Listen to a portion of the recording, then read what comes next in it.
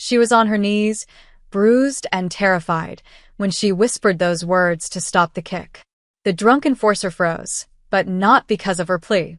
Because the Mafia boss across the room recognized her face. For years ago, she'd saved his mother's life and disappeared without a trace. Now, he'd found her. And he wasn't letting her go. The glass hit the floor first.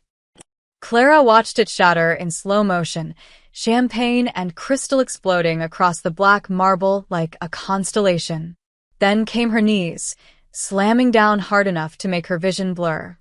"You think I'm stupid?" The man's voice was thick with whiskey and rage. His hand twisted tighter in her hair, yanking her head back. "You think we don't know what you're doing?" I'm just a waitress." Clara's words came out broken, her lungs too tight to breathe properly. The Crimson Lounge was packed tonight. Damien Russo's men had taken over the entire club for some kind of celebration, and the place vibrated with cigar smoke, loud music, and the kind of laughter that came from men who'd never been told no in their lives. Clara had been working here for 3 months. Tips were good. Questions were few. She kept her head down, served the drinks, and went home to her brother every night with enough cash to keep the lights on. Until now. Marcos saw you. The enforcer, Clara thought his name was Tony, or maybe Tommy, shook her like a rag doll. Lurking by the hallway, listening to private conversations. Who sent you? The Bratva? The Giordanos. Nobody sent me. I was just... Clara gasped as he threw her forward. Her palms scraped against the broken glass, hot pain shooting up her wrists. I was bringing more champagne to the back room. That's all. The music was too loud. Nobody was paying attention. A dozen men in expensive suits sat 20 feet away, drinking, laughing, counting stacks of cash on poker tables. Not one of them looked over. Clara's manager had warned her about working the private parties. Keep your eyes down. Keep your mouth shut, and don't remember anything you see. That's how you survive. She'd followed every rule. But somehow, she'd still ended up here, on her knees in a hallway that smelled like expensive cologne and danger.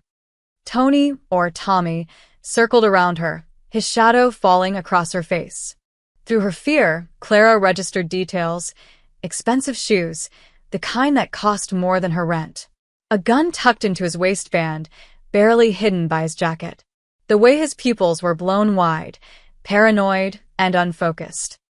He was high on something, which made him unpredictable, which made him deadly. You know what happens to rats? He lifted his foot, the polished leather catching the dim hallway light. His boot hovered above her ribs. They get exterminated. Time stopped.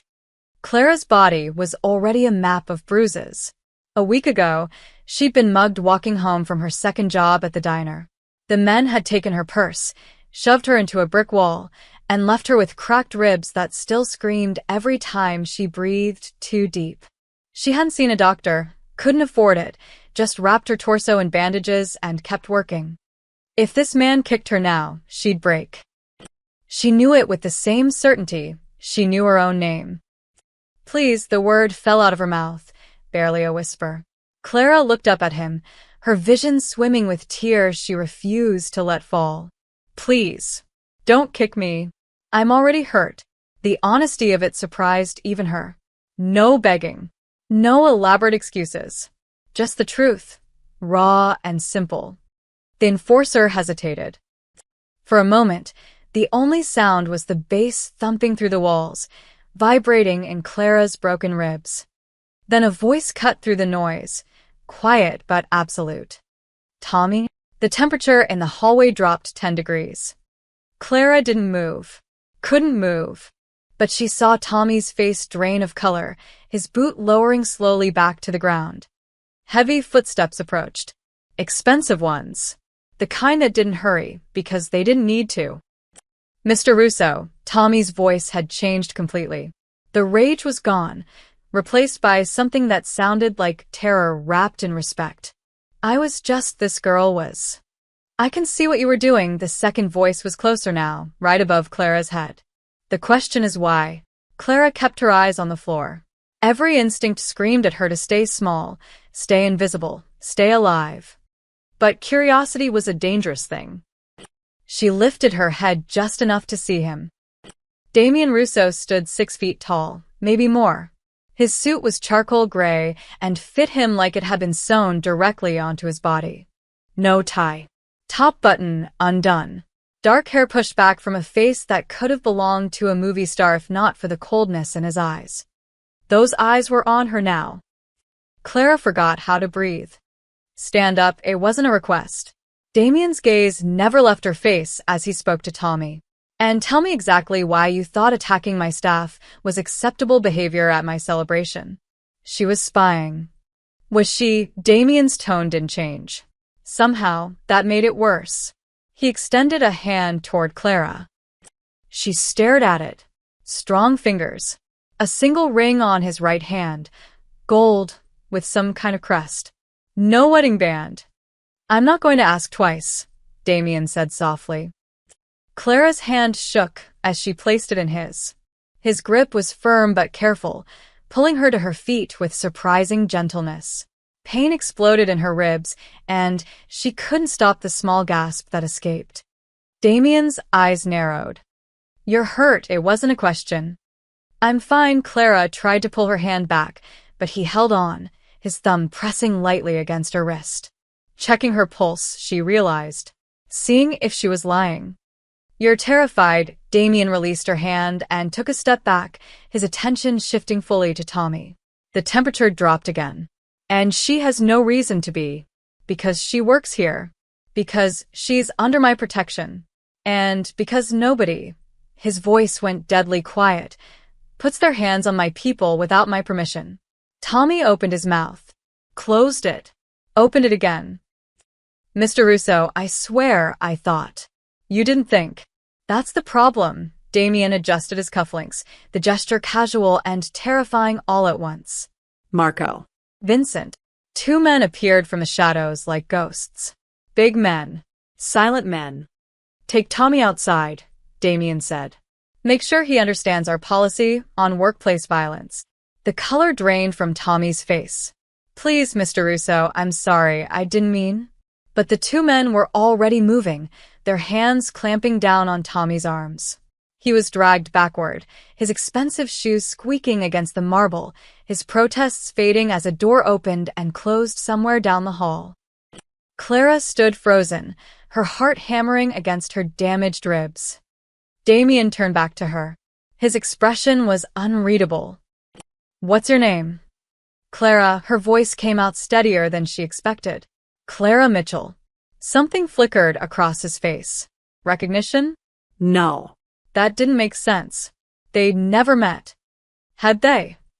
Clara Mitchell, Damien repeated slowly, like he was testing how the name felt in his mouth. His head tilted slightly. Have we met before? No, sir. I've only been working here for 3 months. But he was still staring at her, his dark eyes searching her face like he was looking for something. A memory. A ghost. Then his expression cleared, smoothed over into polite distance. Go home, he said. Take tomorrow off. Paid. And Clara? She waited. Next time someone threatens you in my club, you come find me. Understood. Clara nodded, not trusting her voice. Damien walked past her, back toward the main room where the party continued. At the doorway, he paused and looked back over his shoulder. I don't forget faces, he said quietly. And I never forget a debt. Then he was gone. Clara stood alone in the hallway, glass crunching under her feet, her hands still shaking. She had no idea what he meant. But something told her she was about to find out. Clara didn't go home. She couldn't. Not yet. Her shift didn't end for another 2 hours, and walking out early meant losing pay she desperately needed. So she cleaned up the broken glass, washed the blood from her scraped palms in the staff bathroom, and returned to work with her head down and her hands steady. The main room felt different now. Eyes tracked her movements. Conversations paused when she passed. Men who'd ignored her all night suddenly watched her like she was a puzzle they needed to solve. Clara kept her face neutral and delivered drinks to table 7, where 4 men in silk shirts were playing poker with alarming amounts of cash. Another round? She asked quietly. The dealer, a man with a scar across his jaw, studied her for a long moment. Then he nodded slowly, respect in his eyes where there'd been nothing before. It was strange. It was unsettling. Across the room, Damien Russo sat in the VIP section, surrounded by his inner circle. He hadn't looked at Clara once since returning, but she felt his presence like a physical weight, impossible to ignore. She was filling champagne glasses at the bar when she heard his voice. Everyone. A moment. The music didn't stop. It was too loud, controlled by a DJ who probably hadn't noticed, but every conversation in the room died instantly. 50 men turned toward Damien like compass needles finding north. Clara's stomach dropped. Damien stood, buttoning his suit jacket with practiced ease. He didn't raise his voice. He didn't need to. Some of you may have heard there was an incident tonight. His eyes swept the room, cold and assessing. One of our associates made a mistake. He put his hands on a member of my staff. He threatened her. He made her fear for her safety in my establishment. The silence was absolute now. Even the bartender had stopped moving. This is unacceptable. Damien's tone never changed, but something in it made Clara's skin prickle. And it's been handled. But I want to make something very clear. He turned then, and his gaze locked directly onto Clara. Her breath stopped. Clara Mitchell is under my protection. Damien spoke each word with deliberate weight. She is not to be questioned, not to be threatened, not to be touched. By anyone. For any reason. Am I understood? A chorus of yes, Mr. Russo rippled through the room. Clara felt 50 pairs of eyes turned toward her. Heat crawled up her neck. This was wrong. This was dangerous. Being noticed in this world was the last thing she wanted. But Damien wasn't finished. He walked toward her, his footsteps measured and purposeful. The crowd parted like water. When he reached the bar, he stopped 3 feet away, close enough to speak to her, far enough to remain proper. Do you remember 4 years ago? He asked. August. The farmer's market on Randolph Street. Clara's mind went blank. 4 years ago? She'd been 19, working weekends at the market to help pay for her brother's school supplies. It felt like a lifetime ago. There was an older woman. Damien's voice was quieter now, meant only for her, but still carrying in the silent room. Late 60s. Elegant. She was looking at tomatoes when she collapsed. The memory slammed into Clara like a freight train. The woman, the panic in her eyes, the way she'd clutched her chest, gasping for air. Clara had been the only one close enough to catch her before she hit the pavement. I remember, Clara whispered. She had a heart attack. I called 911. I stayed with her until the ambulance came. You did more than that. Damien's expression shifted, something almost soft entering his eyes. You held her hand. You kept her calm. You told her to breathe, that help was coming, that she was going to be okay. You rode with her in the ambulance even though you didn't know her. You stayed at the hospital until my family arrived. Clara's throat tightened. She did remember that. The woman had been so scared, so fragile. Clara couldn't just leave her alone. The doctors said if she'd been alone any longer, if someone hadn't called for help immediately, Damien paused. You saved her life. I just did what anyone would do, Clara said. No, Damien's voice hardened. Most people would have walked away, minded their own business. But you didn't. You stayed. And when my family tried to thank you, tried to give you a reward, you disappeared. You refused to even give us your last name. That was true. Clara had been embarrassed by the attention, uncomfortable with the idea of taking money for helping someone. She'd slipped out of the hospital waiting room the moment she knew the woman was stable. That woman, Damien said, his eyes never leaving Clara's face, was my mother. The room seemed to tilt. Clara grabbed the edge of the bar to steady herself. I didn't know. I swear I didn't. I know. Damien's expression softened again, just slightly. You had no idea who she was. Who we were. That's what made it remarkable. You helped her because it was the right thing to do. not because you expected anything in return. He turned back to the room, his voice rising. My mother has spoken about that day many times over the years. She's tried to find the young woman who saved her life. And tonight, by chance, I found her myself. He looked at Clara again. Which is why I want it known. Clara Mitchell is under my mother's protection, and therefore under mine. The weight of those words settled over the room like snow. Under his mother's protection. In this world, Clara was learning that meant something sacred. Something untouchable. Damien pulled a phone from his pocket, typed something quickly, and then put it away. My mother will be glad to finally thank you properly. But for now, know this. You are safe here. Always. He gave her a small nod, respectful, almost courtly, and then returned to his table. The room remained silent for 3 full seconds. Then the music seemed louder, the conversations restarted, and life resumed. But everything had changed. Clara could feel it in the way people looked at her. The weight of respect mixed with curiosity and, in some faces, resentment. Holy hell, the bartender breathed beside her. You saved Mama Russo's life. Clara couldn't find words. You're untouchable now, he continued, shaking his head in disbelief. Completely untouchable. Do you understand what that means? She didn't. Not really. But as the night wore on, she began to see it. Men who would have snapped their fingers at her now waited politely for her attention. The manager who'd barely known her name earlier asked if she needed anything, if she was comfortable, if her ribs were okay. Someone had cleaned up the broken glass in the hallway. Someone had left a first aid kit in the staff room with her name on it. And when Clara finally left at 2 a.m, bone-tired and reeling, there was a black car waiting at the curb. The driver, a serious man in a dark suit, opened the back door. Miss Mitchell, Mr. Russo arranged a ride home for you. For your safety. Clara hesitated. I usually take the bus. Not anymore, the driver said simply. Mr. Russo insists. Too tired to argue, too overwhelmed to think straight, Clara slid into the leather back seat. The car smelled like expensive cologne and power. As they pulled away from the curb, Clara caught sight of Damien Russo standing in the club's second-floor window, a glass of whiskey in his hand, watching her leave. Their eyes met for just a moment. Then the car turned the corner, and he was gone. Clara leaned her head back against the seat and closed her eyes. Her whispered plea had stopped a kick. But it had started something else entirely.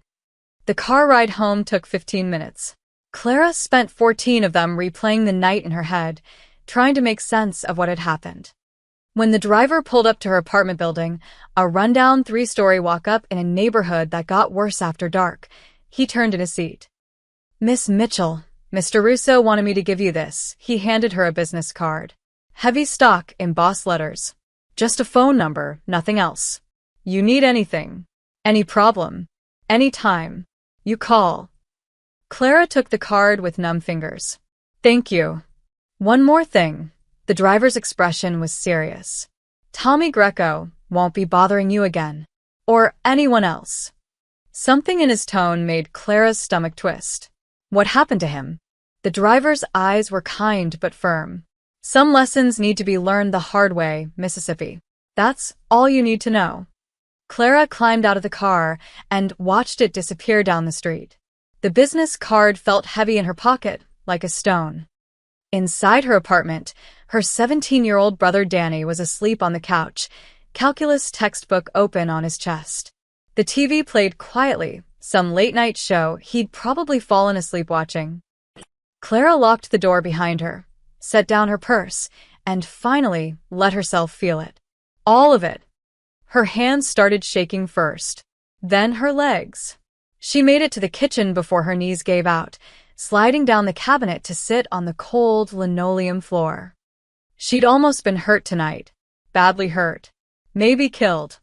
And then Damien Russo had saved her. Because 4 years ago, she'd helped his mother. Clara wrapped her arms around her ribs, still aching, still damaged, and tried to breathe through the overwhelming feeling of something shifting beneath her feet, like the ground had turned to water. She didn't sleep that night. The next morning, Clara's phone rang at 9. Miss Mitchell? This is Rosa Cardenas, Mr. Russo's assistant. He asked me to confirm you're taking today off, as instructed. Paid, of course. Clara, who'd been staring at her ceiling for the past hour, sat up slowly. Yes. Thank you. Wonderful. Also, Mrs. Russo, Mr. Russo's mother, would very much like to see you. Would tomorrow afternoon work? She's invited you to lunch at her home. Clara's mind went blank. Lunch? Yes. I'll text you the address. A car will pick you up at noon. Business casual attire is fine. Rosa's voice was efficient but warm. Mrs. Russo is very excited to finally thank you properly. Before Clara could respond, the call ended. Danny shuffled into her room, hair sticking up in every direction. Who calls at 9 on a Saturday? Clara looked at her phone like it might explode. I think I just got invited to have lunch with a mob boss's mother. Danny blinked. What? Long story. Must be one hell of a story if you're getting invited to. Wait, Danny's eyes widened. Is this about that thing at the club last night? You said everything was fine. Clara hadn't told him the details. Hadn't wanted to worry him. But looking at her little brother, who'd been through enough when their parents died 3 years ago, she realized she couldn't keep this from him. So she told him. Everything. When she finished, Danny was quiet for a long moment. Clara, he said finally, you saved a Mafia boss's mom's life and then accidentally ran into him years later while working at his club. Apparently, Danny shook his head slowly. That's either really good luck or really bad luck, and I can't tell which. Clara laughed, though it came out shaky. Yeah. Me neither. That afternoon, Clara couldn't shake the feeling of being watched. She went to the grocery store, eyes on her in the parking lot. She picked up her paycheck from the diner where she worked breakfast shifts. A black sedan was parked across the street. She stopped at the pharmacy. A man in a suit stood near the entrance, scrolling through his phone but clearly tracking her movements. Damien's protection, she realized. He'd meant it literally. By evening, Clara's nerves were stretched thin. She tried to cook dinner but burned the pasta. Tried to watch TV but couldn't focus. The business card sat on her coffee table like a question she didn't know how to answer. Around 8, Danny looked up from his homework. You should call him. What? The number. You should call it. And say what? Thanks for not letting your guy kick me. Here's a fruit basket? Danny's expression was serious beyond his years. You should say, thank you. Properly. Because whether you like it or not, that man saved your life last night. And now you're connected to him. Pretending you're not won't change it. Clara stared at her brother. When had he gotten so wise? She picked up the card, her heart hammering. The number stared back at her.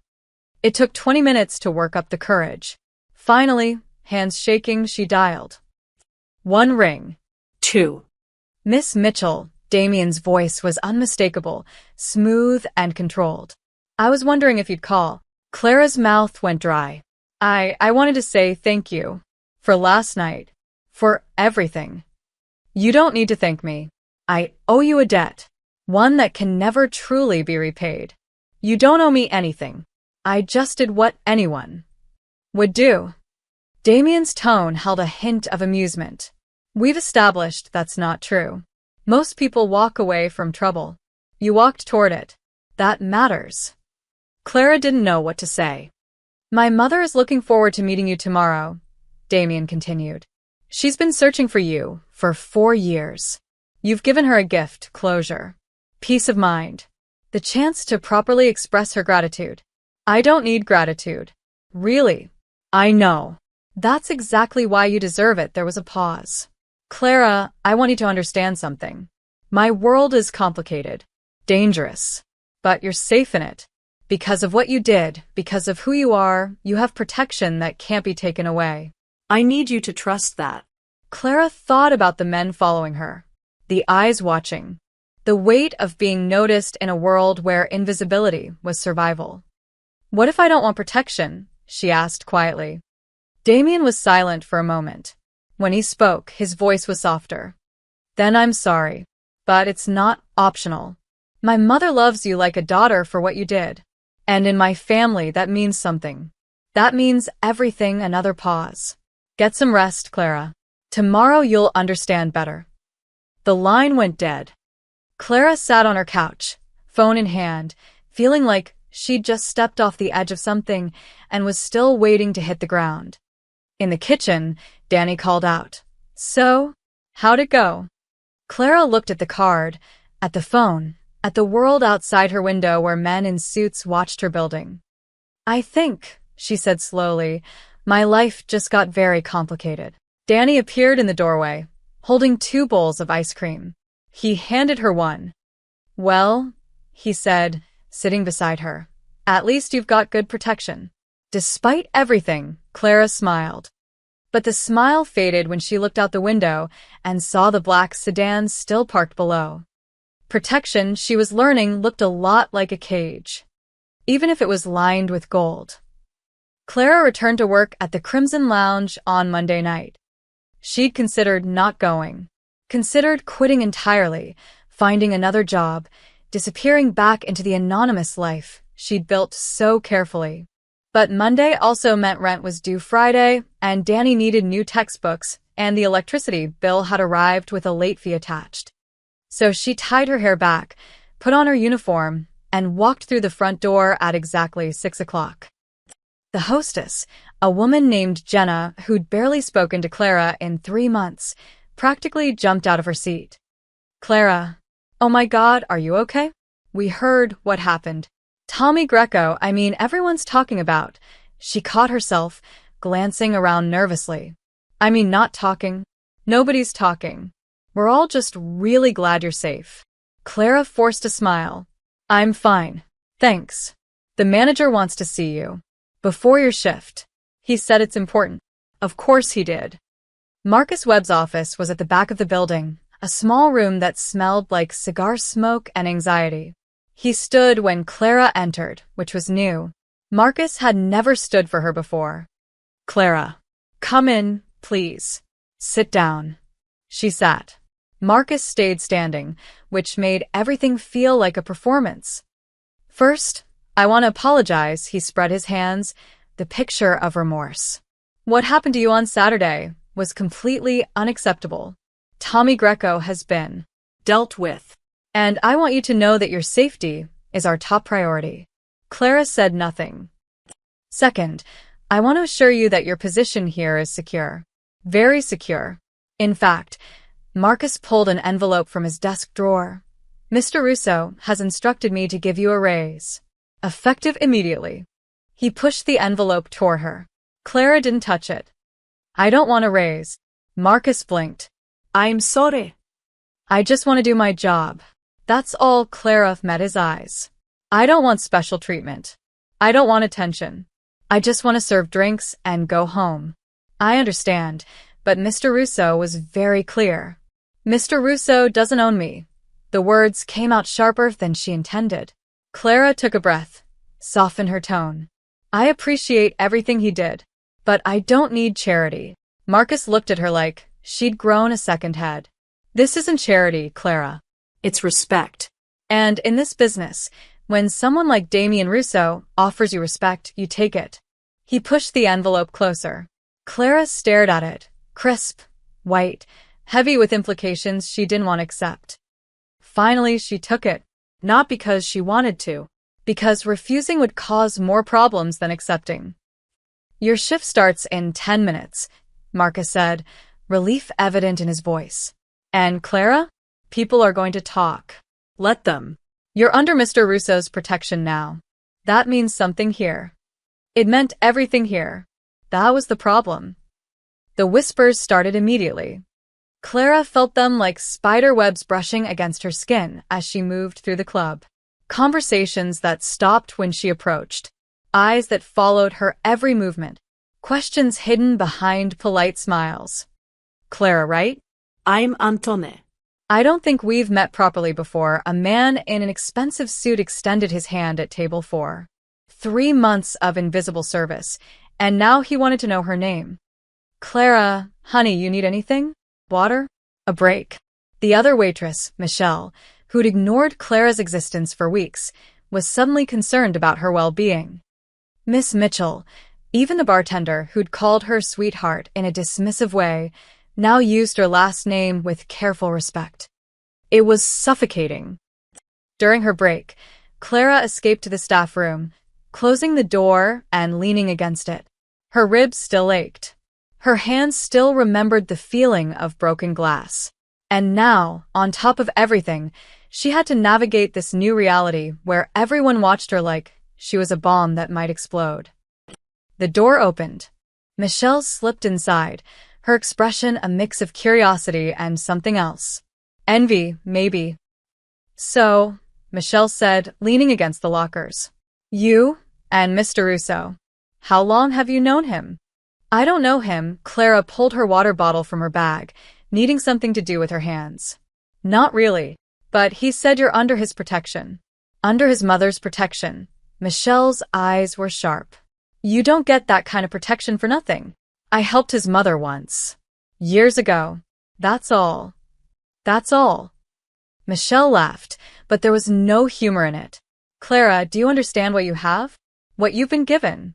Some of the girls who work the VIP rooms have been trying to get noticed by Russo for years. And you just stumble into it. Clara's chest tightened. I didn't ask for any of this. Nobody asks for it. But you got it anyway. Michelle's expression shifted to something almost calculating. Just be careful. Protection goes both ways. They protect you, but they also own you. That's how it works here. She left before Clara could respond. Own you. The words echoed in Clara's head as she returned to the floor. Was that true? Had she traded one kind of danger for another? At table 7, a group of younger men, newer faces, probably low-level associates, watched her with obvious interest. When she approached to take their order, one of them smiled. You're the one, right? The one Russo pulled Tommy Greco's card for. Clara's hand tightened on her notepad. What can I get you? Word is Tommy's in the hospital. Broken jaw, cracked ribs, maybe worse. The man's smile widened. All because he touched you. That's some serious protection. I said, what can I get you? Clara's voice was ice. The smile faded. He ordered a whiskey, suddenly respectful. But as Clara walked away, she heard him mutter to his friends, she doesn't even realize what she's got. That was the problem. She did realize, and it terrified her. The night dragged on forever. By closing time, Clara's nerves were shredded. Every interaction felt like a test she hadn't studied for. Every conversation carried weight she didn't know how to balance. She was wiping down tables when Jenna approached, her voice low. Clara? Mr. Russo is here. He's asking for you. Clara's heart stopped. What? He's in his office. Said to send you up when you're finished. This was new. Damien had never summoned her before. Never requested her presence outside of chance encounters on the floor. Clara climbed the stairs to the second floor, each step feeling heavier than the last. The door to Damien's office was open, light spilling into the hallway. She knocked softly. Come in, Clara. Damien sat behind a massive mahogany desk, reviewing papers with reading glasses perched on his nose. The glasses made him look different, less intimidating, almost human. He glanced up, removed the glasses, and gestured to the chair across from him. Seat. Please. Clara sat, her hands folded in her lap to keep them from shaking. I heard you tried to refuse the raise, Damien said without preamble. Of course he'd heard. He probably heard everything. I don't need special treatment, Clara said carefully. It's not special treatment. It's fair compensation for what you've endured. Damien leaned back in his chair, studying her. Clara, I understand this is uncomfortable for you. The attention, the changes. But I need you to understand something. He paused, choosing his words carefully. When I give my protection, I mean it. That protection extends to your work, your life, your safety. But it also means people will react to you differently.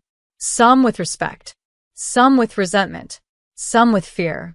That's the reality of this world. I didn't ask to be part of this world, Clara said quietly. I know, Damien's expression softened. But you are, whether you want to be or not. Because 4 years ago, you made a choice. You helped someone. And that choice had consequences you couldn't have predicted. Clara looked at her hands. Sometimes I wish I'd just walked away. The silence that followed was heavy. Do you really wish that? Damien asked softly. If you could go back, knowing my mother might have died without help, would you walk away? Clara thought about the woman at the farmer's market, the fear in her eyes, the desperate grip of her hand. No, she admitted. I wouldn't. Then don't regret the consequences. Damien stood, walking around the desk. Tomorrow, you'll meet my mother. She'll thank you herself. And maybe then you'll understand why this matters so much. Why you matter. He offered his hand to help her up. Clara took it, noticing again how careful his grip was. Strong but gentle. Get some rest, he said. The car will pick you up at noon. Clara nodded and turned to leave. At the door, she paused. Mr. Russo. Damien. You can call me Damien. She looked back at him. What if I quit? What if I just left? Damien's expression was unreadable. Then you'd still be under my protection. It doesn't end because you change jobs, Clara. It doesn't end at all. The weight of that statement followed her all the way home. By Tuesday morning, Clara's name was everywhere. She discovered this at the diner where she worked breakfast shifts. Rita, the 60-year-old owner who'd hired Clara 3 years ago, pulled her aside before the morning rush. Honey, I need to ask you something. Rita's weathered face was serious. Are you in some kind of trouble? Clara's stomach dropped. What? No. Why? Because 2 men came in yesterday, asking about you. Nice suits. Not so nice questions. Rita crossed her arms. They wanted to know how long you'd worked here, if you had any problems, if anyone ever gave you trouble. When I asked who they were, they just smiled and left. That kind of smile that's not really a smile, you know? Clara knew. She knew exactly what kind of men Rita was describing. I'm not in trouble, Clara said carefully. I just helped someone once. And now they're making sure I'm okay. Someone important. Very. Rita studied her for a long moment. Then she sighed. Well, at least the tip should be good today. Word got around. Half the neighborhood knows you've got connections now. She wasn't wrong. The usual customers, construction workers, nurses coming off night shifts, local business owners, all treated Clara differently.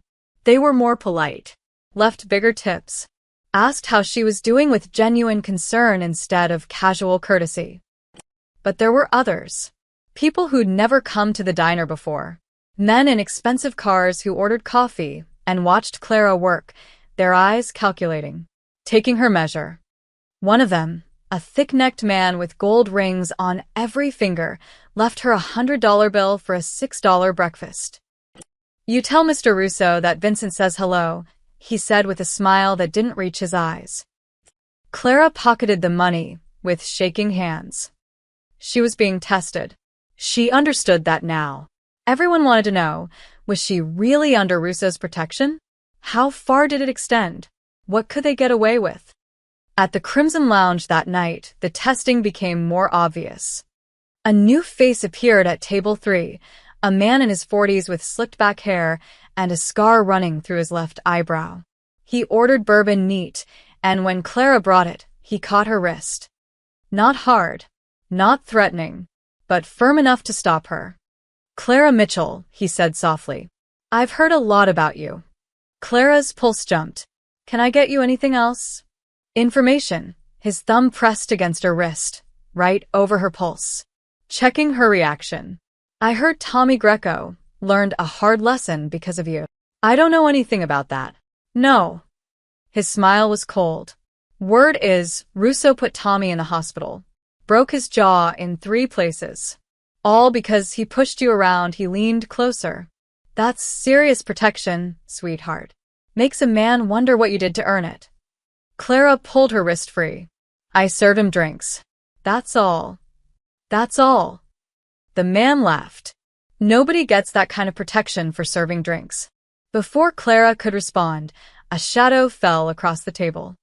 Marco, one of Damien's senior men, the one who'd helped drag Tommy away, stood there with his arms crossed. His expression was carved from stone. Mr. DeLuca, Marco said quietly. Is there a problem? The man's smile vanished. No problem. Just having a conversation. Then let me make something clear. Marco's voice never rose, but it filled the space like thunder. Miss Mitchell is under Mr. Russo's personal protection. That means nobody touches her. Nobody questions her. Nobody makes her uncomfortable. Are we clear? DeLuca raised his hands in mock surrender. Crystal clear. Good. Marco looked at Clara. You okay? She nodded, not trusting her voice.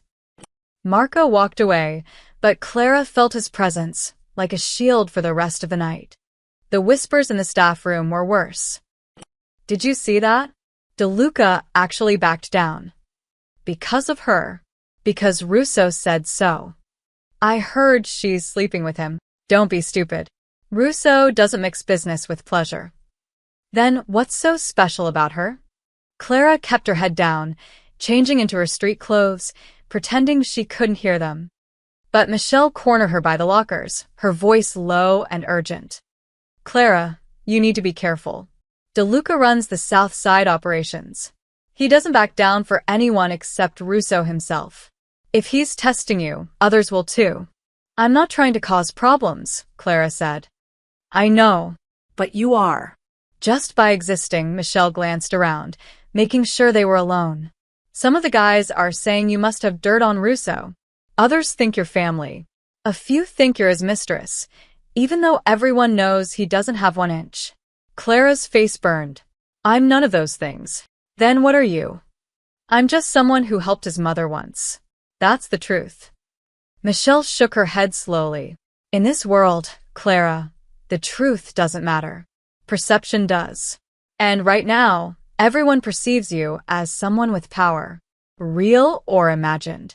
She left, and Clara stood alone among the lockers, feeling the weight of 100 eyes she couldn't see. The ride home was quiet. A different driver tonight, a younger man who introduced himself as Paolo. He was polite, professional, and said nothing except to confirm her address. But when they pulled up to her building, Paolo turned in his seat. Miss Mitchell, I need to tell you something. Off the record. Clara's guard went up immediately. Okay. There are people who don't like that Mr. Russo is protecting you. Not because of who you are, but because of what it represents. Paolo chose his words carefully. See, Russo doesn't usually extend personal protection. He's fair, but he's not soft. So when he protects someone, really protects them, people notice. And some of them see it as weakness. I don't want his protection, Clara said. Doesn't matter what you want. It matters what people think you have. Paolo's eyes were kind, but serious. I'm telling you this because you seem like a good person. Be careful. Not everyone who smiles at you is your friend. Clara climbed out of the car, Paolo's warning echoing in her head. Danny was waiting up, despite the late hour. He took one look at her face and made hot chocolate without being asked. Bad night, he asked, handing her a mug. Strange night, Clara wrapped her hands around the warmth. Everyone's watching me, testing me, trying to figure out what I am to Damien Russo. What are you to him? A debt.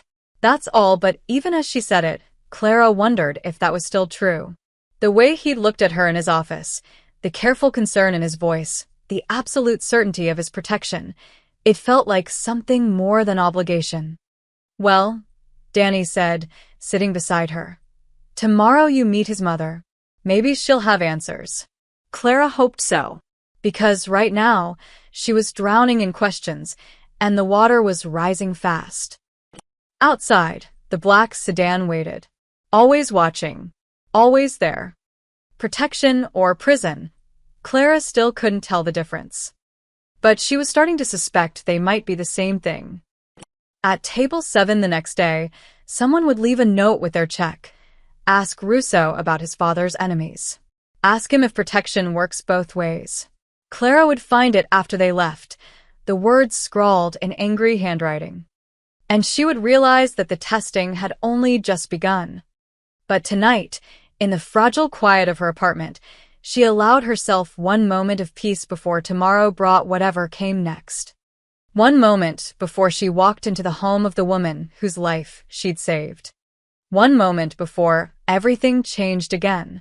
Damien Russo didn't believe in coincidences. In his line of work, coincidences got people killed.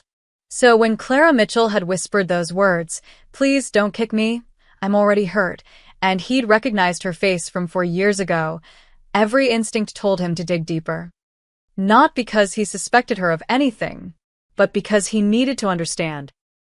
The morning after the incident, Damien sat in his office with his consigliere, Frank Castellano. Frank had been with the family for 30 years, a steady hand and sharper mind. If anyone could investigate without raising alarms, it was him. "Clara Mitchell," Damien said, sliding a folder across the desk. "I need to know everything." Frank raised an eyebrow. "The waitress?" "Boss, we already know she's clean. Background check came back empty when we hired her." "I don't want a background check. I want her life. Where she lives. Who she lives with. What she does when she's not working. Every detail." Frank studied him carefully. "This personal?" "It's thorough." Damien's tone left no room for argument. "She saved my mother's life. I need to know who she is. Really is." "Understood." Frank picked up the folder. "Give me 24 hours. It took 18. Frank returned Tuesday evening with a file twice as thick as expected. "Clara and Mitchell," Frank began, settling into the chair across from Damien. 23 years old. Parents died in a car accident 3 years ago. Drunk driver, not their fault. Left her with a 17-year-old brother, Daniel. No other family. Damien leaned back, listening.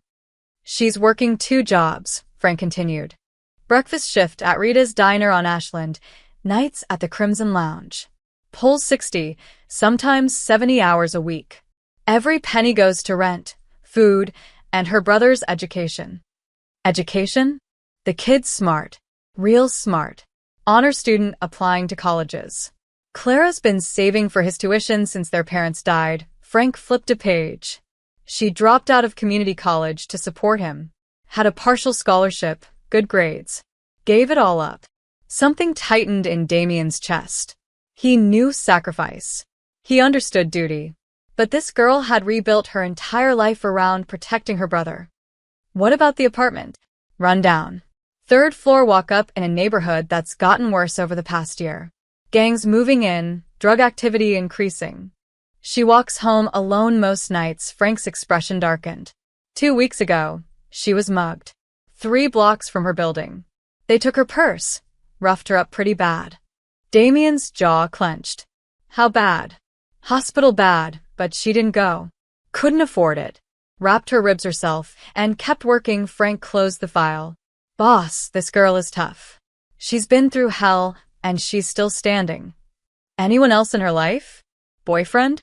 Friends?" No boyfriend.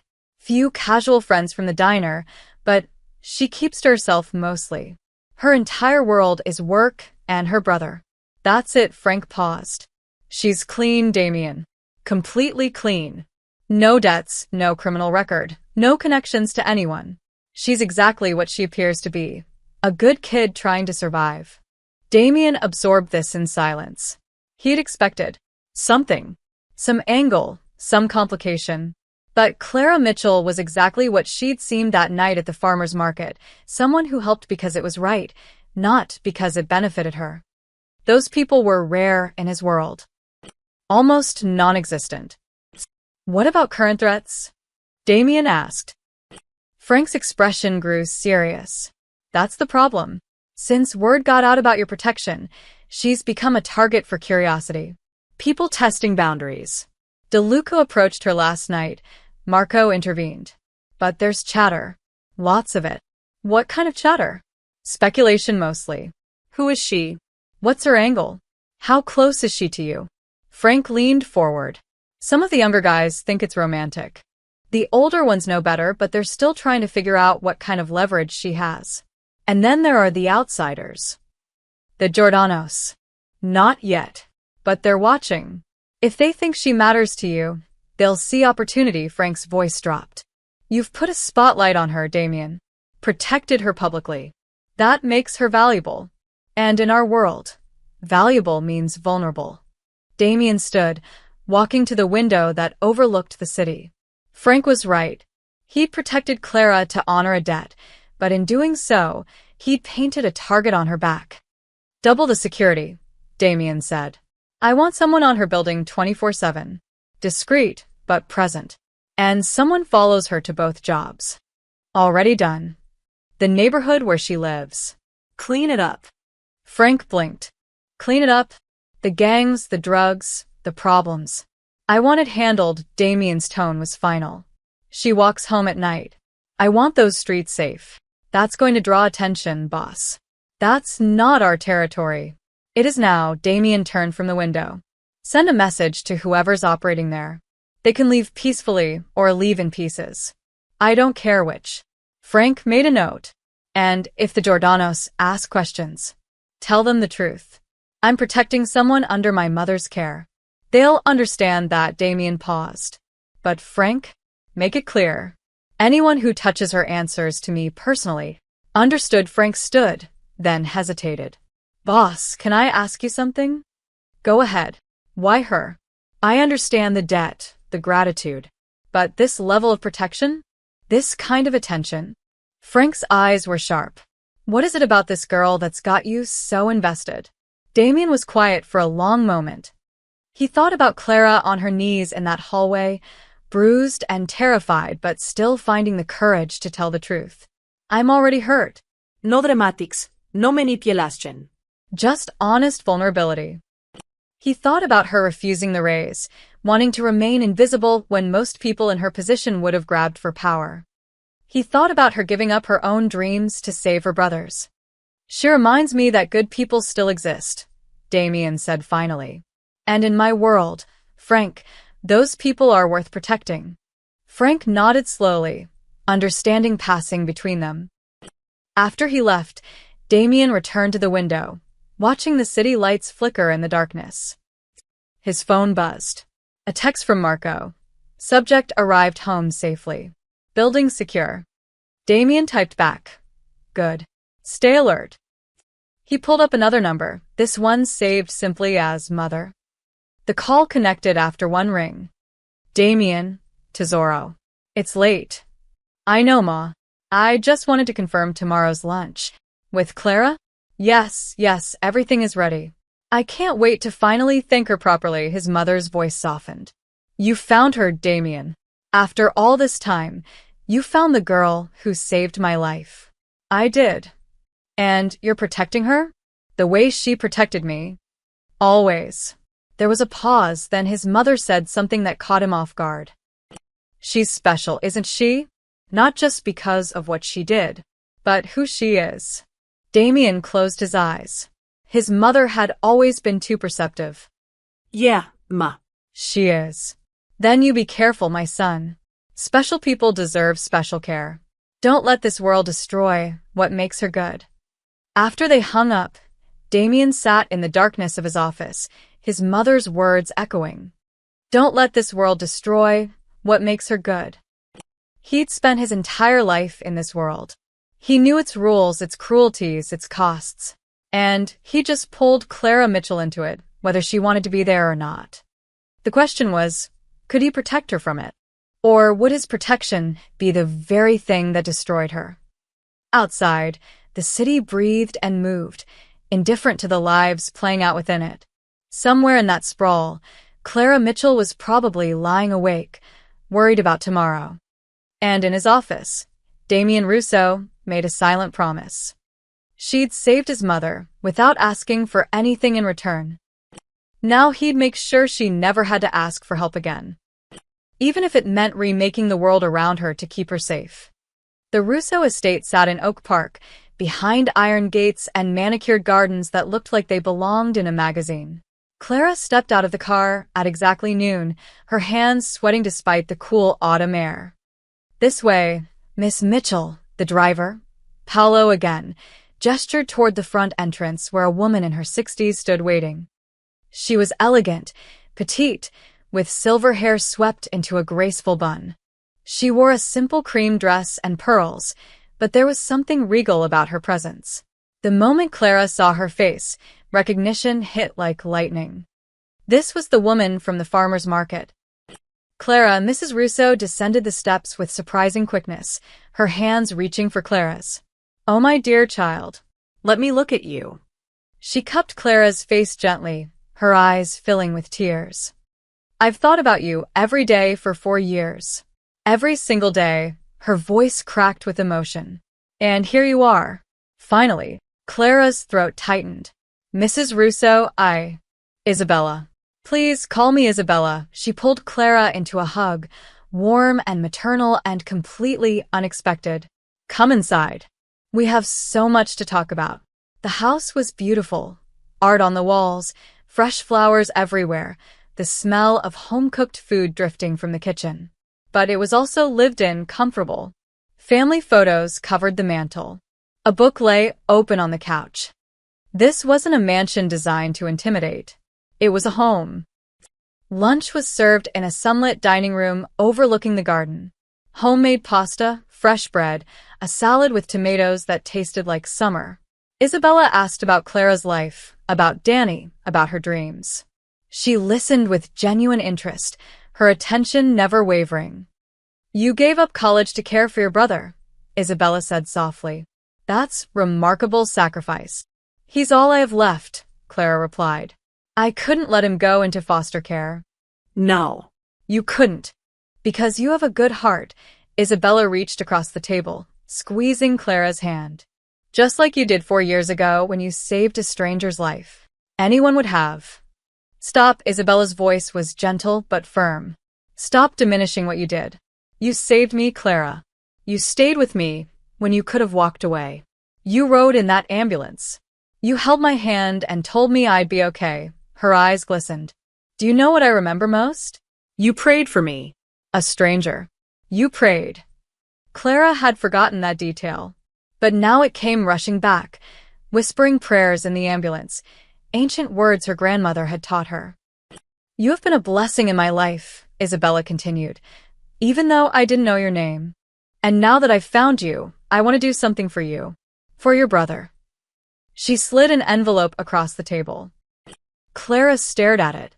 "Mrs. Russo, Isabella, I can't. It's a scholarship fund. For Daniel. Full tuition, books, housing. Wherever he wants to go."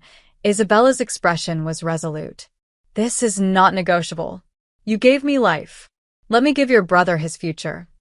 Tears spilled down Clara's cheeks before she could stop them. She thought of Danny's college applications, the ones he filled out even though they both knew they couldn't afford it. The dreams he tried to hide to protect her feelings. "Thank you," she whispered. "Thank you." Isabella stood and hugged her again, this time longer, tighter. "You are family now, Clara Mitchell. Not because of debt or obligation, but because I choose you to be. Do you understand?"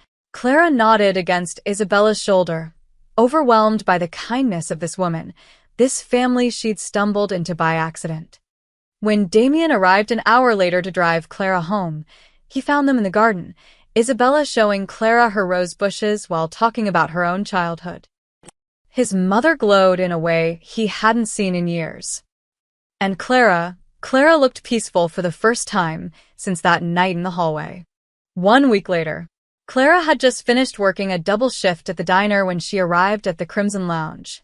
Her feet ached, her back was sore, but the knowledge that Danny's future was secure kept her moving. Everything had shifted since lunch at the Russo house. The whispers continued, but they felt more distant now. Clara understood what she was, family, in the way that mattered to people like Isabella and Damien. Not by blood, but by choice. She was carrying a tray of appetizers to the VIP section when she saw Damien at his usual table, surrounded by 4 men in suits. They were deep in conversation, papers spread across the table, voices low and serious. Clara approached quietly. Excuse me, gentlemen. Your order. One of the men glanced up. Just set it down, sweetheart. But Damien raised a hand. Gentlemen, give us a moment. We'll resume in 10 minutes. The men exchanged glances, surprise evident on their faces. But they didn't argue. They gathered their papers and moved to the bar, leaving Clara alone with Damien. He gestured to the seat beside him. Seat. Please. Clara hesitated. I'm working. It's slow tonight. And I'd like to talk to you. Away from everyone else for once, his tone was casual, but there was something underneath it. Genuine interest, perhaps even warmth. She sat, setting the tray aside. Damien studied her for a moment. You look tired. Long day. 2 jobs will do that. He poured her a glass of water from the pitcher on the table, pushing it toward her. My mother can't stop talking about you. You made quite an impression. Clara smiled despite herself. She's wonderful. And what she did for Danny. I don't have words. She wanted to do it. You gave her something she thought she'd never have. The chance to thank you properly. Damien leaned back, his expression softening. You helped my mother once, Clara. She never forgot. Neither did I. The words were simple, but the way he said them carried weight. Genuine gratitude, not obligation. I didn't do it for thanks, Clara said quietly. I know. That's exactly why it matters. Damien's eyes held hers. Most people in this world do things because they expect something in return. A favor, money, leverage. But you? You helped because it was right. That's rare, especially around here. Clara looked at her hands. I'm not special. I couldn't walk away. That's what makes you special. Damien's voice dropped lower, more intimate. In my line of work, I'm surrounded by people who make calculated choices. Everything is a transaction. But you don't think like that. You see someone in trouble and you help. No calculation, no angle. Is that a bad thing? Clara asked. No, he smiled, a real smile that transformed his entire face. It's refreshing, almost startling. For a moment, neither of them spoke. The club hummed around them, but in their small corner, everything felt still. Clara saw something in Damien's eyes she hadn't expected. Curiosity, yes, but also respect. And something else she couldn't quite name. Can I ask you something? Clara said. Anything. Why do you do this? All of this. She gestured around them. This life. This world. Damien considered the question carefully. Because it's the family business. Because it's what I know. And because, despite what people think, there's honor in it. Rules. Protection for those who deserve it. He paused. My father built this with the belief that power should protect, not just dominate. I try to honor that. It was the most personal thing he'd ever said to her. And in that moment, Clara saw past the Mafia boss, past the feared reputation, to the man underneath. Someone shaped by duty, family, and his own code of honor. You're not what I expected, Clara admitted. Neither are you. Damien's smile returned. I expected someone broken by life. But you're not broken. You're bent, maybe. Bruised. But not broken. Some days it feels close. But not today. He stood, signaling that their conversation was ending. Go home, Clara. Rest. And remember, you're safe here. Not just because of my protection, but because you matter. Those last 3 words hit Clara harder than anything else he could have said. You matter. When was the last time someone had said that to her? She stood, collecting her tray. At the entrance to the VIP section, she looked back. Damien was watching her, his expression unguarded for just a moment. They exchanged a small nod, mutual understanding passing between them without words. Clara walked away feeling lighter than she had in weeks. Behind her, Damien's associates returned to the table. Everything all right, boss? One asked. Damien's expression closed off again, returning to business. But before he answered, he glanced once more toward where Clara had disappeared into the crowd. Yeah, he said quietly. Everything's fine. But something had shifted. Both of them felt it. A connection forming in the spaces between protection and gratitude. Between two people from different worlds who somehow understood each other perfectly. 3 neighborhoods south of the Russo territory, in a warehouse that smelled like motor oil and desperation, the Kozlov brothers were having a conversation. Viktor Kozlov sat at a card table, counting money with thick fingers while his younger brother Alexei paced like a caged animal. "It's an opportunity," Alexei insisted, slamming his hand on the table. "Russo's got a weakness now. Everyone's talking about it." Viktor didn't look up from his counting. "Russo doesn't have weaknesses. That's why he's still breathing." The waitress. The girl, Alexei pulled out his phone, showing Viktor a grainy photo taken outside the diner. Clara, walking to her car, unaware of the camera. Word on the street is she's under his personal protection. His mother's protection. That's not business. That's personal. So, we touch her. We send a message. Alexei's eyes gleamed with an ambition that made him dangerous. We show the other families that Russo can't protect everyone, that his reach isn't as long as he thinks. Viktor finally looked up. Or we end up like Tommy Greco, in the hospital, or worse. Only if he finds out it was us. Alexei leaned forward. We don't hurt her. Not yet.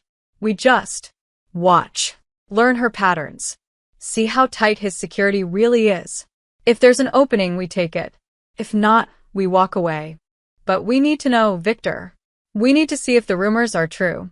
Viktor studied his brother for a long moment. Alexei was impulsive, hungry for respect they'd never quite earned. But he wasn't entirely wrong. Information was currency in their world. "Just watching," Viktor said finally. "Nothing more. You understand?" Alexei's smile was sharp. "Just watching." But both brothers knew that watching was always the first step. Clara noticed them on Thursday. 2 men sitting in a beat-up sedan across from Rita's diner. They weren't eating, weren't on their phones. Just sitting. Watching. When Clara left after her shift, the sedan was still there. She told herself she was being paranoid. Damien's protection had made her hyper-aware of everything, seeing threats where there might be none. But Friday they were back. Same car. Same men. One of them, tall, with a shaved head, actually came into the diner. He sat at the counter, ordered coffee, and watched Clara work with eyes that felt like hands sliding across her skin. "You're Clara, right?" he said when she refilled his cup. His accent was thick, Russian maybe. "Can I get you anything else?" Clara kept her voice neutral. "Just curious. You work at the Crimson Lounge too, yeah? That's Russo's place." Every alarm bell in Clara's head went off at once. "I work there." Why? The man smiled, showing too many teeth. "No reason. Just making conversation." He left a 20 for a $3 coffee and walked out. Clara watched him get into the sedan. The driver started the engine, but they didn't leave. They just sat there, parked where she could see them. A message. "We're watching you." That night at the Crimson Lounge, Clara's nerves were frayed. She kept scanning the room, looking for the men from the diner, but they weren't there. At least, not that she could see. During her break, she called Danny. "Hey, where are you?" "Library. Studying for finals." Why? "Just checking." "You coming straight home after?" "Yeah, around 9. "Clara, what's wrong? You sound weird." She wanted to tell him about the men, about the feeling of being hunted. But Danny had enough to worry about with school. She wouldn't add to it. "Nothing. Just had a long day. Love you." "Love you too." After the call, Clara stood in the alley behind the club, trying to breathe.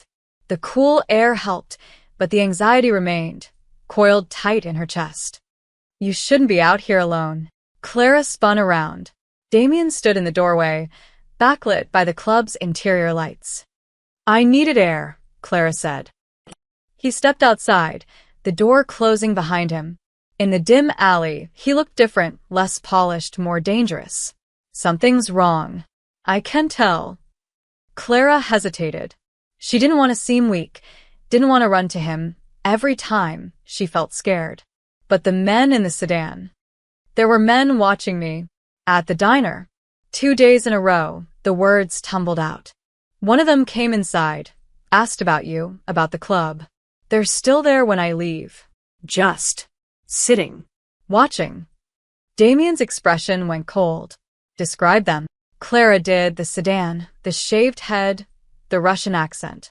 With each detail, Damien's jaw tightened. The Kozlovs, he said quietly.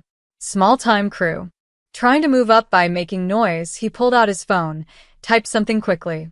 Marco's on his way. He'll check the diner, see if they're still there. I don't want to cause trouble. Clara, Damien stepped closer, his voice firm but not unkind. This is exactly the kind of trouble my protection is meant to prevent. You did the right thing telling me. His phone buzzed. He read the message, his expression darkening. They're parked outside your apartment building now. Clara's blood went cold. Danny's coming home at 9. I've already sent 2 men to escort him safely inside. He'll be fine. Damien's eyes met hers. But you're not going home tonight. Not until this is handled. I can't just... Yes, you can. His tone left no room for argument. The Kozlovs are testing boundaries. They want to see how serious my protection is. If I let them continue, others will try the same thing. So we stop this now. Clara wrapped her arms around herself. She felt like a chess piece being moved around a board, powerless to control her own position. Damien must have seen it in her face, because his expression softened. I know this isn't what you wanted. Being watched, being protected, having your life arranged by someone else. He paused. But they saw you as an opportunity, a way to get to me. And I can't let that happen. Why? Clara looked up at him. Why does it matter so much? The debt is paid.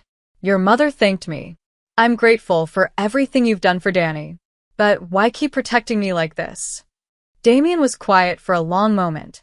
In the distance, sirens wailed. The city's soundtrack. Because good people are rare in my world, Clara.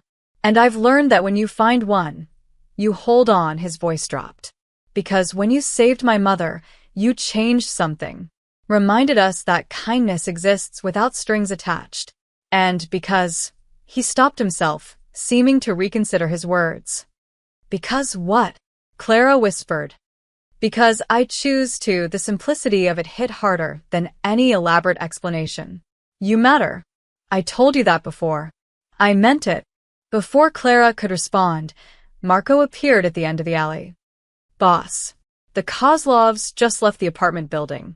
We've got their plates, their location. Want us to pay them a visit. Damien's expression shifted, businessman to predator in a heartbeat. Not yet. Follow them. Find out where they're operating from. I want to know who else is involved before we move. He looked at Clara. Marco will take you to a safe house tonight. Comfortable, secure. Danny will meet you there. For how long? Just a night. Tomorrow, this will be handled. It wasn't a promise. It was a guarantee. Clara nodded, too tired to argue, too scared to refuse. As Marco led her back inside, she glanced over her shoulder.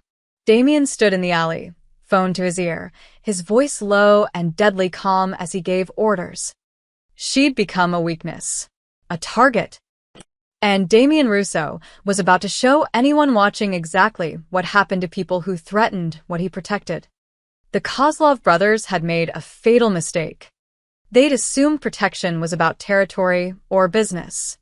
But for Damien, Clara Mitchell had become something else entirely. And he was done letting others decide her safety. The safe house had been comfortable, a townhouse in a quiet neighborhood with Danny safely beside her. But after one night of protective custody, Clara needed normalcy. She needed her life back. Damien had agreed, reluctantly, on the condition that security remained tight. They'll be discreet, he'd promised. You won't even know they're there. That was Friday.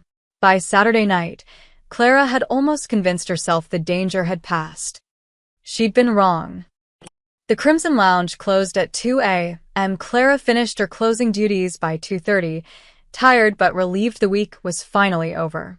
The security Damien promised was there. She'd seen Marco's car in the parking lot earlier. That should have been enough. But when Clara stepped into the back alley to take out the trash before leaving, Marco's car was gone. The alley was empty, silent except for the distant hum of traffic. Clara's instincts screamed at her to go back inside, but the dumpster was 10 feet away. 10 feet there, 10 feet back. 30 seconds, tops. She was 5 feet from the dumpster when she heard footsteps behind her. Clara Mitchell. She spun around. 2 men blocked the alley entrance. The one with the shaved head from the diner, and another, shorter, stockier, with a scar running down his neck. The Kozlov brothers. Clara's heart hammered against her ribs. The club is closed. You need to leave. We're not here for drinks, the bald one Alexei said, moving closer. His brother Victor flanked her other side, cutting off any escape route. Clara backed toward the brick wall, her mind racing. Marco was supposed to be here. Where was he? We just want to talk, Alexei continued, his tone mockingly gentle. Have a conversation about your friend, Mr. Russo. I don't know what you want. Information. Victor grabbed her shoulder bag, yanking it from her arm. He dumped the contents on the ground, wallet, phone, keys scattering across the pavement. You work for Russo. You know things. We want to know them too. I'm just a waitress, Clara's voice shook despite her best efforts. I don't know anything about his business. Alexei laughed. Just a waitress? Is that why he put Tommy Greco in the hospital for you? Why he's got guards watching you day and night? He stepped closer, backing her against the wall. You're lying. Clara's hand reached behind her, feeling the rough brick. No way out. No one to help. Tell us about his operations, Victor demanded. Shipments, schedules, who he meets with. Everything. I don't know anything. Clara's fear was turning to anger now. I serve drinks. I clean tables. That's all I know. Wrong answer. Alexei nodded to his brother. Victor shoved Clara hard against the wall. Pain exploded in her shoulder blades, her already damaged ribs screaming in protest. She gasped, trying to catch her breath. Let's try again, Alexei said softly, pulling something from his jacket. A knife. 6 inches of steel that caught the dim alley light. Clara's blood turned to ice. We know Russo's got shipments coming through the port Tuesday night, Alexei said, pressing the blade against Clara's throat. Not hard enough to cut, but the threat was clear. What we don't know is which dock, which time, how many men. You're going to tell us. I don't know. Tears stung Clara's eyes, not from fear but from frustration. Why won't you believe me? I don't know anything. Then you're worthless to us, Victor muttered. The knife pressed harder. Clara felt the sharp edge against her skin, one wrong move away from drawing blood. This was it. This was how she died, in an alley behind a nightclub, killed for information she didn't have, by men she'd never wronged. She thought of Danny. Who would take care of him? Isabella? Would Damien make sure he was okay? Please, Clara whispered, echoing her words from that first night. Please don't hurt me. I'm all ready. Suddenly, light flooded the alley. Blinding, white, coming from everywhere at once. Alexei jerked back, the knife dropping from Clara's throat. Victor swore in Russian, shielding his eyes. Clara blinked against the brightness, her vision adjusting slowly. 2 black SUVs had pulled into both ends of the alley, high beams on, engines rumbling like caged beasts. Doors opened simultaneously. Men emerged, 6 of them, maybe 8, all wearing dark suits and expressions carved from stone.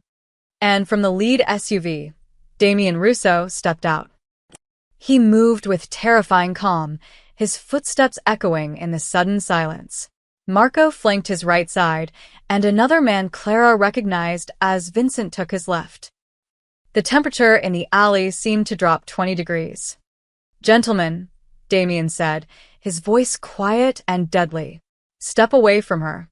Now. Alexei still held the knife, but his hand was shaking. Russo. We were just. I know exactly what you were doing. Damien's eyes never left the brothers, but Clara felt the weight of his attention on her, checking if she was hurt. The question is whether you want to walk out of this alley or be carried out. Victor raised his hands slowly. We were just talking. You put a knife to her throat. Damien's tone never changed, which made it infinitely more frightening. You threatened someone under my protection. My personal protection. He took another step forward. Did you really think I wouldn't find out? We didn't hurt her. Alexei protested, but the knife was still in his hand, betraying his words. No. But you tried. Damien stopped 10 feet away. Marco, get Clara out of here. Marco moved immediately, gently guiding Clara away from the wall. Her legs were shaking so badly she could barely walk, but his grip was steady, supportive. Boss, what about? Marco started. Take her to the car. I'll handle this. Clara wanted to protest, wanted to see what happened, but Marco was already guiding her toward one of the SUVs. As they walked past Damien, their eyes met for just a second. The fury in his gaze took her breath away. But underneath it, she saw something else: relief. She was safe. That's all that mattered to him in that moment. Marco helped her into the back seat of the SUV, the leather cool against her shaking body. Through the tinted windows, she could barely make out shapes in the alley. She heard Damien's voice, low and controlled, speaking words she couldn't make out. Then other voices, pleading, desperate. A door on one of the SUVs opened. The Kozlov brothers were pushed inside, their hands zip-tied behind their backs, their faces pale with terror. Then Damien was at her car, opening the door, sliding in beside her. Are you hurt? His hands were on her face, tilting it toward the interior light, checking her throat where the knife had pressed. I'm okay, Clara managed. Scared, but okay. Your phone. Your bag. Marco will get everything. Damien's jaw was tight, anger radiating from him in waves. But his hands on her face remained gentle. I should have had 3 men on you, not 1. This is my fault. Where's Marco? I saw his car earlier, but then it was gone. Punctured tire. Deliberate. They waited until he left to change it before they made their move. Damien's eyes darkened. They planned this. Studied your schedule. Studied our security. This wasn't opportunistic. It was calculated. Clara's hands were still shaking. Damien took them in his warmth grounding her. What's going to happen to them? She asked, though part of her didn't want to know. They threatened you. Assaulted you. Put a knife to your throat. Damien's voice was steel. They're going to learn that there are consequences for touching what's mine. The possessiveness in his tone should have frightened her. Instead, it made her feel safe. Thank you, Clara whispered. For coming. For saving me. Always. Damien squeezed her hands. I will always come for you, Clara. Do you understand that? She did. Finally, she truly did. Take her home, Damien told Marco, who'd returned with her bag. Stay with her tonight. Full detail on the building. He started to leave, but Clara grabbed his arm. Damien? Please don't. Don't do anything you'll regret. He looked at her with an expression she couldn't read. I won't regret anything I do to protect you. Then he was gone. Back to the alley, back to the men who dared to touch her. And Clara sat in the back of the SUV, her heart still racing, realizing that somewhere along the way, this had stopped being about a debt. This had become something else entirely. Marco drove Clara to her apartment, but she couldn't stop looking back toward the alley. Couldn't stop wondering what was happening in the darkness she'd left behind. Don't worry about them, Marco said quietly, reading her thoughts. The boss will handle it. That's what worries me, Clara whispered. At her building, 2 more men in suits stood guard at the entrance. They nodded respectfully as Clara passed, their presence both comforting and unsettling. Danny was still awake, pacing the living room. He pulled Clara into a fierce hug the moment she walked through the door. Marco called.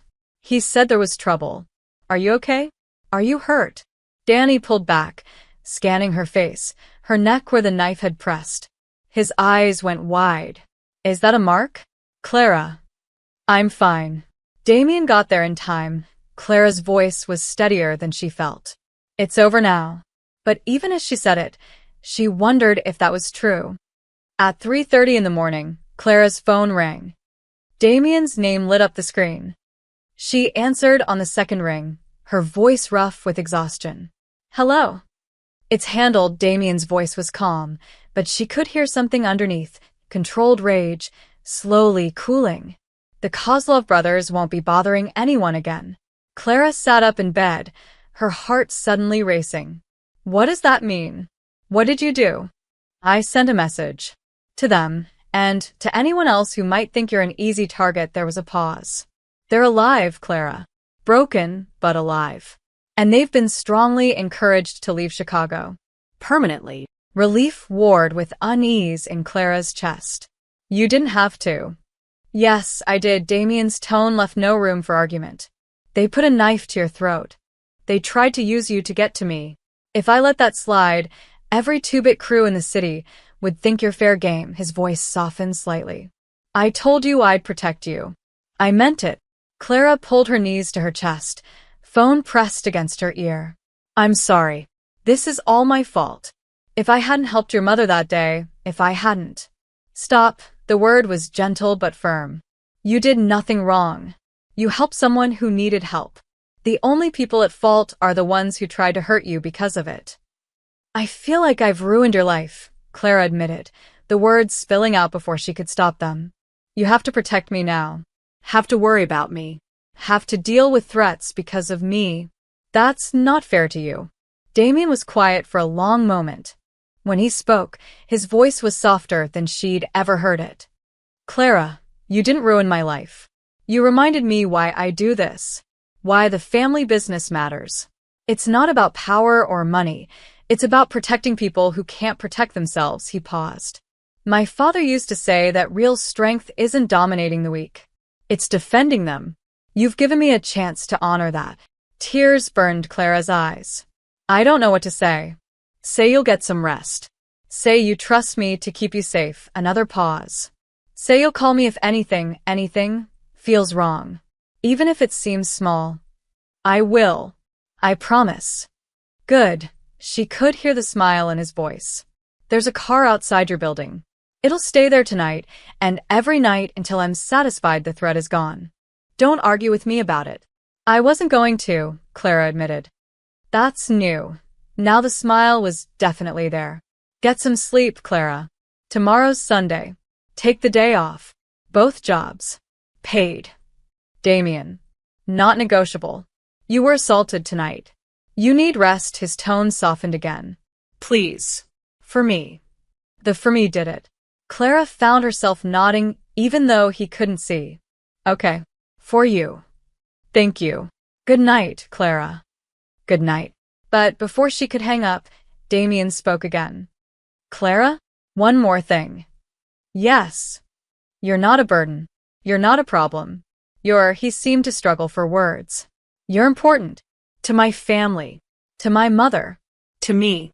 Remember that. The call ended before Clara could respond. She sat in the darkness of her bedroom, phone still in her hand, those words echoing. To me. The next morning, news spread through the underground like wildfire.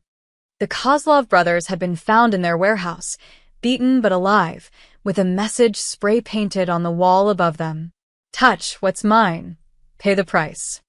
Their operations had been dismantled overnight. Money seized, connections severed, reputation destroyed. By noon, they were gone, fled the city with nothing but the clothes on their backs and the knowledge that Damien Russo's protection wasn't symbolic. It was absolute. At Rita's diner, the owner pulled Clara aside with wide eyes. Honey, I don't know what happened last night, but 3 different people came by this morning to make sure I knew you were under Russo's protection. Really made sure I knew. Rita looked shaken. One of them said anyone who messes with you answers to him personally. Clara, what's going on? I'm safe, Clara said simply. That's all that matters. And it was true. For the first time in years, maybe in her entire life, Clara felt truly safe. That afternoon, a delivery arrived at her apartment. A large box with a note in elegant handwriting. Clara, these are for you. No arguments. Ir. Inside were a new phone to replace the one damaged in the alley, a first aid kit with expensive supplies, and a beautiful leather journal with a note inside. For your thoughts, your dreams, your story, you deserve to write your own future. We're grateful every day that you were part of ours. Isabella's kindness brought fresh tears to Clara's eyes. That evening, Damien called again. Did you get my mother's package? I did. It's too much. Clara, he sighed, but she could hear the affection in it. You're family now. This is what family does. We take care of each other. Family. The word settled into Clara's chest like a warm stone. Thank you, she said softly, for everything. For last night, for today, for caring. Damien finished. Yeah, for caring. It's easy to care about you, Clara Mitchell, his voice was warm. Easiest thing I've done in a long time.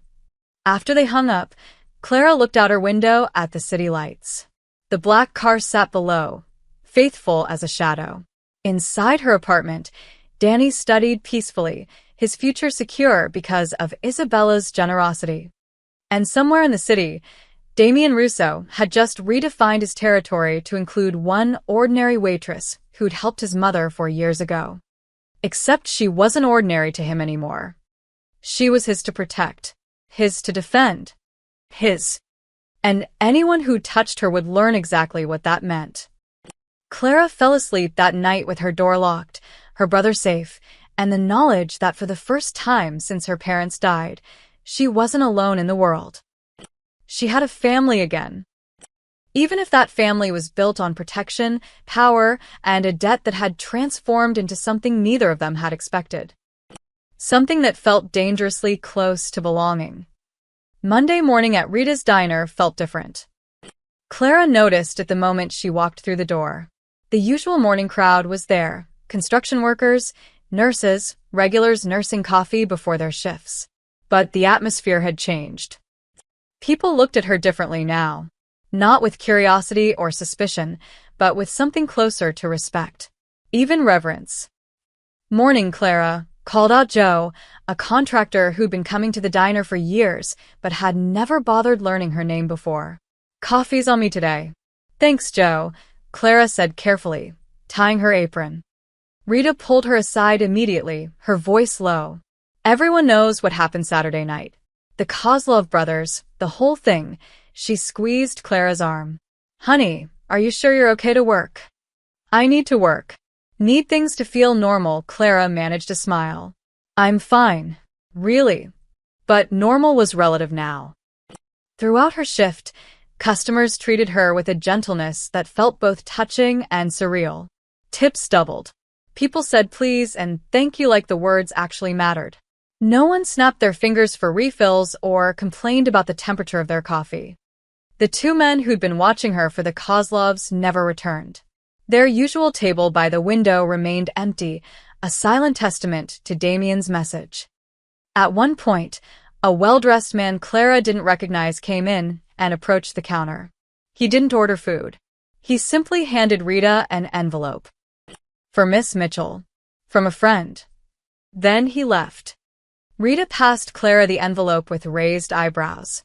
Inside was a note in Damien's handwriting. The neighborhood has been cleaned up. The problems are gone. You're safe to walk home now. But the car stays. Humor me. D. Clara folded the note and tucked it in her pocket, warmth spreading through her chest despite herself. That evening at the Crimson Lounge, the change was even more pronounced. The moment Clara walked in, Jenna practically jumped over the hostess stand. Clara. Oh my God. We heard what happened. Are you okay? Do you need anything? I'm fine, Jenna. Thanks. Michelle approached more cautiously, her expression sincere for the first time since Clara had known her. I'm sorry, she said quietly, for what I said before. About being careful, about them owning you. I was wrong. Clara blinked in surprise. You were trying to help. I get it. No, you don't, Michelle glanced around, then lowered her voice. What Russo did to the Kozlovs. That wasn't about territory or business. That was personal. He cares about you. Really cares. And I was too cynical to see it. Before Clara could respond, Michelle squeezed her hand and walked away, leaving Clara to process this shift in perspective. The night passed smoothly. No testing, no probing questions, no uncomfortable stares. The staff treated her like one of their own, genuinely. And the customers, the ones who frequented the club regularly, nodded respectfully when she served them. During her break, Clara found a small package in her locker. Inside was a delicate silver pendant on a chain, a simple design of a rose in bloom. The accompanying note was in Isabella's elegant script. Dearest Clara, this belonged to my mother and her mother before her. In our family, it's given to daughters we hold dear to our hearts. You saved my life, but more than that, you've brought light back into our family. You've reminded us of goodness. Please accept this as a symbol of our gratitude and love. You are not just under our protection. You are part of our family. Always. With love, Isabella Russo. Clara's hands trembled as she fastened the necklace around her neck. The pendant rested just above her heart, warm against her skin. She was staring at her reflection in the small locker room mirror when Damien appeared in the doorway. My mother has impeccable timing, he said softly, nodding toward the necklace. That looks right on you. Clara touched the pendant. It's too much. This is a family heirloom. And now it belongs to family. Damien stepped closer, his eyes serious. Clara, I know this past week has been overwhelming. The threats, the protection, being pulled into a world you never asked to be part of. But I need you to understand something. He reached out, gently adjusting the pendant so it hung perfectly straight. The gesture was intimate, careful. This isn't temporary, he said. My protection, my family's acceptance, it doesn't end when the threats disappear. You're one of us now, whether you're working here, at the diner, or anywhere else in the city. That doesn't change. Why? Clara asked, the question she'd been holding back finally escaping. I know I helped your mother, but this feels like so much more than repaying a debt. Damien's expression softened in a way she'd never seen before. Because you're extraordinary, Clara. And extraordinary people are rare, he paused, seeming to weigh his words. Because when I look at you, I see someone who makes this world better just by being in it. And I've spent my whole life in darkness. You're light. The words hit Clara like a physical force. She searched his face, seeing past the Mafia boss, past the reputation, to the man underneath. Someone lonely despite being surrounded by people. Someone hungry for genuine connection in a world built on transactions. I don't know how to do this, Clara admitted. Be part of this family. Navigate this world. I'm just... You're Clara Mitchell, Damien interrupted gently. That's all you need to be. Don't change. Don't try to become someone else to fit in. We want you exactly as you are. His hand lingered near hers, not quite touching but close enough that she could feel his warmth. I should get back to work, Clara said, though she didn't move. You should, Damien agreed, not moving either. For a moment, they stood there in the small locker room, the noise of the club muted beyond the door, the world reduced to just the two of them and everything unspoken between them. Then Damien stepped back, the spell breaking. I'll be in my office if you need anything. Anything at all. He left, and Clara stood alone with Isabella's pendant against her heart and Damien's words echoing in her mind. You're light. The rest of the night passed in a blur. When Clara finally left at 2 a.m., the black car was waiting. But this time, Damien himself sat in the driver's seat. Where's Paolo? Clara asked as she slid into the passenger seat. I gave him the night off. Damien pulled away from the curb. I wanted to drive you home myself. Make sure you're okay. They drove in comfortable silence for several blocks before Clara spoke. The neighborhood really does look different. Cleaner. Safer. I meant what I said. You're safe now. Everywhere you go, Damien glanced at her. The Kozlovs spread the word before they left. Anyone who touches you answers to me personally. That message reached every crew in Chicago. Is that a good thing or a bad thing? It's reality. And in my world, reality is the best protection I can offer. When they reached her building, Damien walked her to the door despite her protests. Thank you, Clara said, hand on the doorknob. For everything. For tonight, for this week, for… Clara, he stopped her with a gentle hand on her arm. Stop thanking me. We're family now. Family takes care of each other. She smiled. Your mother said the same thing. She's usually right. Damien's expression was warm. Sleep well. I'll see you tomorrow. He waited until she was inside, until the door was locked, before returning to his car. From her window, Clara watched him drive away, one hand touching Isabella's pendant. For the first time since her parents died, Clara Mitchell felt like she belonged somewhere. The whisper that stopped a kick had changed everything. And tomorrow, she'd wake up in a world where she was no longer invisible. Where she was protected, cherished, and valued. Where she mattered. Under Damien Rousseau's wing, Clara had found something she'd lost 3 years ago. She'd found home. 6 weeks later. The morning rush at Rita's diner moved with its usual rhythm, but Clara navigated it with a confidence she'd never had before. She wasn't loud about it, wasn't arrogant, but something fundamental had shifted in how she carried herself. She knew she was safe, and that knowledge changed everything. Clara, table 6 is asking for you specifically, Rita said, passing by with a pot of coffee. There was no surprise in her voice anymore. People asked for Clara now. Always. The businessman at table 6 wanted to know if his order could be rushed. He had a meeting. 6 weeks ago, he would have snapped his fingers and demanded. Now he asked politely, even apologetically. I'll see what I can do, Clara said with a genuine smile. In the kitchen, the cook had it ready before she even asked. At the Crimson Lounge, the shift was even more pronounced. Clara had become something of a legend among the staff, the waitress who'd survived an attack and brought down an entire crew without lifting a finger. They treated her with a deference she'd never sought but had learned to accept gracefully. Miss Mitchell, your section is ready, the new floor manager said, using her last name with automatic respect. Clara worked her tables with the same professionalism she'd always had, but now conversations stopped when she approached. Men who'd never noticed her before stood when she arrived. Tips appeared before she'd even brought the check. She never asked for special treatment, never demanded it, but it came anyway, as natural as breathing. During her break, Clara sat in the staff room scrolling through her phone. Danny had sent photos from his campus tour, a prestigious university, one he'd only dared dream about before Isabella's scholarship. His smile in the pictures was so bright it made Clara's chest ache with happiness. This is because of you, he'd texted. Thank you for everything, sis. Clara touched Isabella's pendant, a habit she developed over the past weeks. The weight of it reminded her she wasn't alone anymore. That she had people who cared, who protected, who saw her as more than just a waitress trying to survive. Clara? Michelle poked her head in. Mr. Rousseau just arrived. Table 10-inch.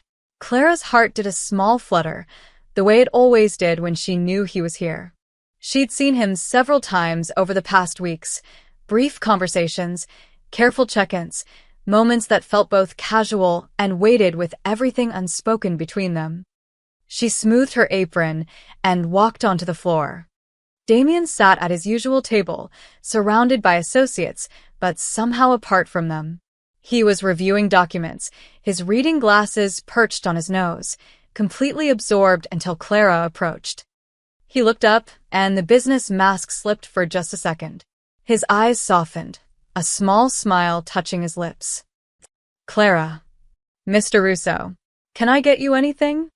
Whiskey. Neat, he removed his glasses, his gaze never leaving her face. How are you? Good. Really good, actually, and she meant it. His smile widened slightly. I can see that. You look settled. It was the perfect word. Settled.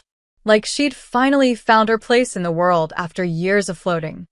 "Your mother invited Danny and me for Sunday dinner," Clara said, setting down his drink.